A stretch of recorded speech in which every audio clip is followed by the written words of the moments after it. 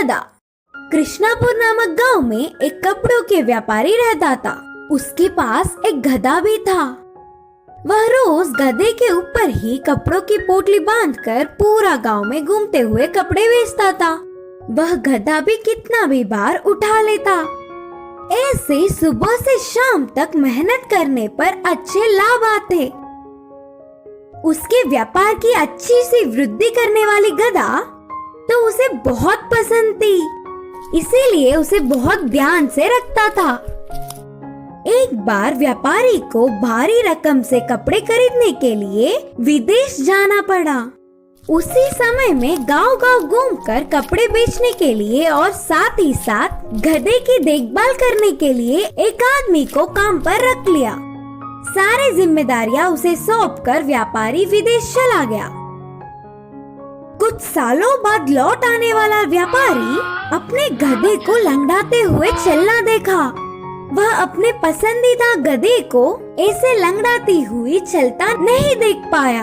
काम वाले को पूछने पर भी उस विषय में उसे कुछ नहीं पता करके कहा। फिर वह व्यापारी ने उस गधे को बहुत सारे चिकित्सकों को दिखाया, फिर भी कुछ फायदा नहीं मिला। गधे को देखने वाला कोई भी वह क्यों ऐसे लंगड़ाती हुई चल रही है इसका कारण नहीं बता पाया। ऐसे कुछ समय बीतने के बाद उस गांव में एक साधु आया। महाज्ञानी साधु उसकी गधा क्यों लंगड़ा रही है कारण बोलेंगे करके विश्वास करके उनके पास गधे के साथ गया।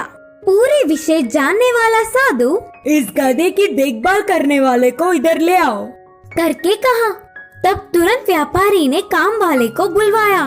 काम वाले को आते देख, सज्जन, तुम्हारे गधे को ये लंगड़ापन किसी भी रोग से नहीं आया, बल्कि उसे देखो, वह लंगड़ा है। उसके साथ रहने वाले को ये गधा बहुत ध्यान देकर उसके जैसे ही करने पर लंगड़ी हुई। बोलते हुए विवरण दिया। हमारे आसपास के रहने वालों का प्रभाव हम पर ही ज्यादा पड़ता है। अगर हमेशा के लिए उसकी लंगड़ापन को दूर करना है तो पहले उस काम वाले आदमी को बदलना होगा। व्यापारी उनकी सारी बातें मानते हुए तुरंत काम वाले को दूसरी जिम्मेदारियां सौंपकर उस गधे पर कपड़े रखकर घर घर घूमकर वही बेचने लगा। कुछ सालों बाद मालिक को देखकर गधा भी पहले जैसे ठीक से चलने लगी।